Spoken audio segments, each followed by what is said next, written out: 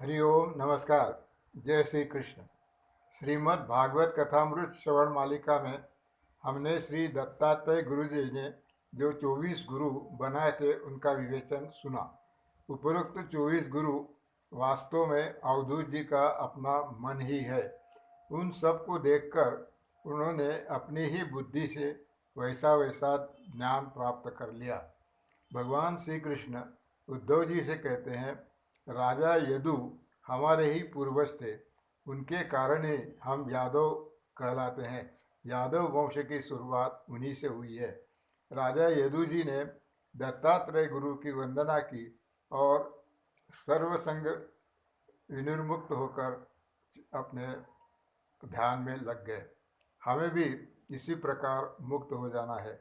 भगवान उद्धव जी से कहते हैं, तुम अपनी बुद्धि को शुद्ध कर लो तो तुम्हें भी इसी प्रकार हर वस्तु से ज्ञान प्राप्त होने लगेगा।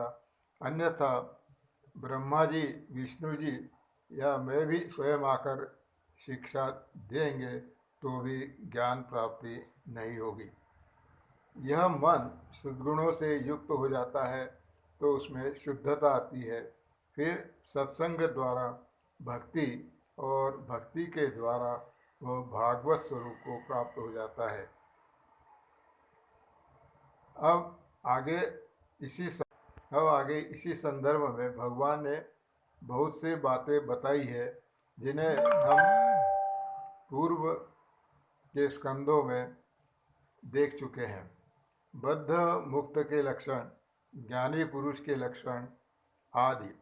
भगवान श्री कृष्ण कहते हैं, यदि कोई अपने मन को परमात्मा के परब्रह्म स्वरूप में लीन करने में असमर्थ हो तो उसे श्रद्धापूर्वक मेरी कथा का श्रवण करना चाहिए, मेरी लीलाओं का गायन करना चाहिए, अभिनय करना चाहिए। यह भगवान ने एक सरल तरीका हमें बताया है। यदि हमसे कोई अधिक ज्ञान वाली बात नहीं हो सकती तो हम कम से कम भगवान की कथा का श्रवण करें, सत्संग में जाएं और भगवान की लीला का गायन करें। कामनाओं को त्याग कर मन भगवान में रमने लगेगा, तब मन शुद्ध होकर परमात्मा स्वरूप को प्राप्त होगा। सत्संग की महिमा प्रकट करते हैं। सत्संग की महिमा भगवान प्रकट कर रहे हैं। सत्संग की महिमा सभी साधु संतों ने भी की है और हमने उसका विवेचन भी किया है। सत्संग से क्या होता है? तो सत्संग से धीरे धीरे दुस्संग है वो दूर हो जाता है।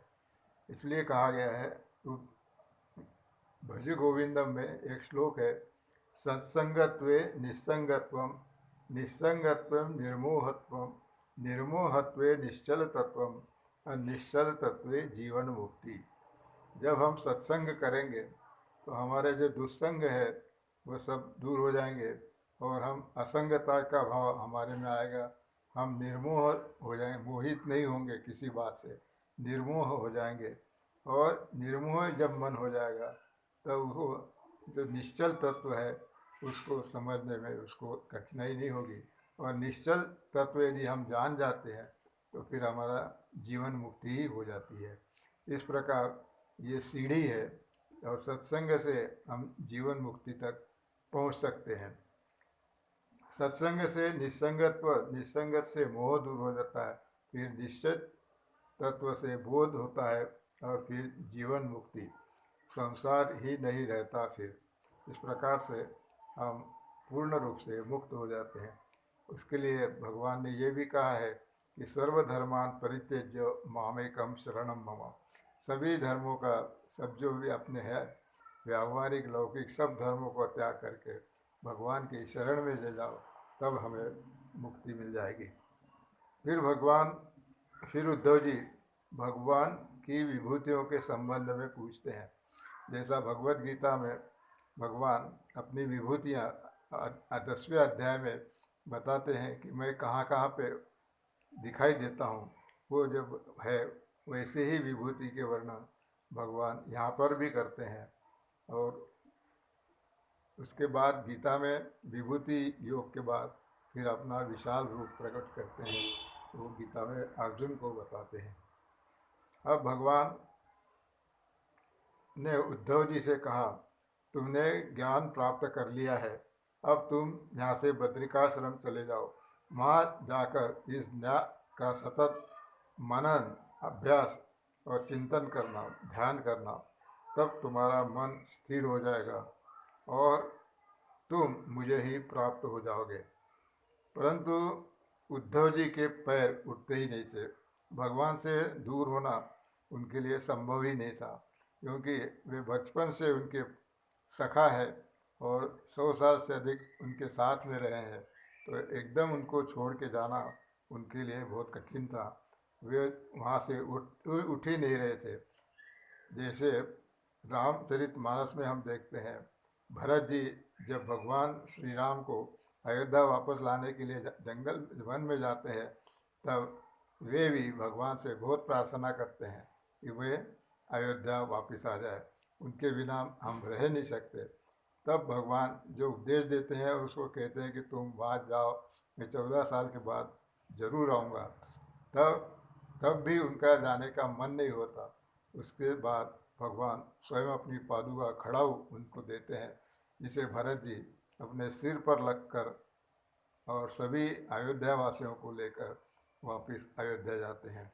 उसी प्रकार यहाँ उद्धव जी को भी भगवान से दूर होना संभव नहीं लग रहा था।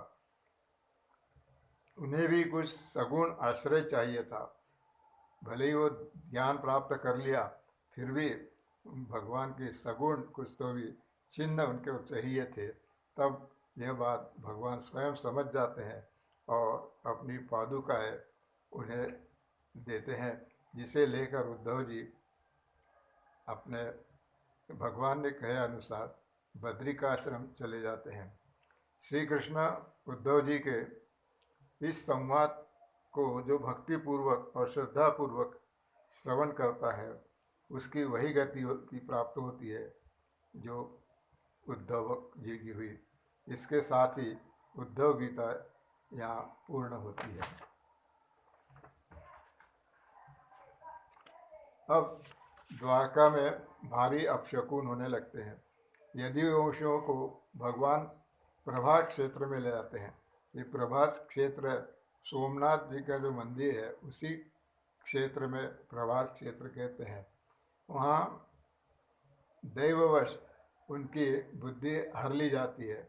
अत्यानंद के कारण सभी यदुवंशी उन्मत्त हो जाते हैं और मैरेग नामक एक मदिरा पीने लगते हैं, और इस मदिरा के कारण उनके सब बुद्धि बिगड़ जाती है और वे आपस में ही लड़ाई झगड़ा करने लगते हैं।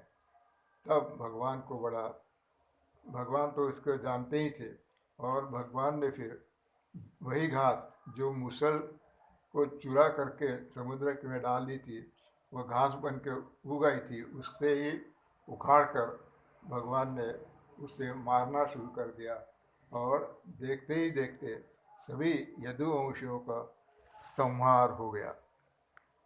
इसके बाद बलराम जी भी समुद्र के तट पर बैठकर ध्यान लगाकर समाधि लगाते हैं और अपना देह त्याग कर देते हैं। इसके बाद का प्रसंग है, बहुत ही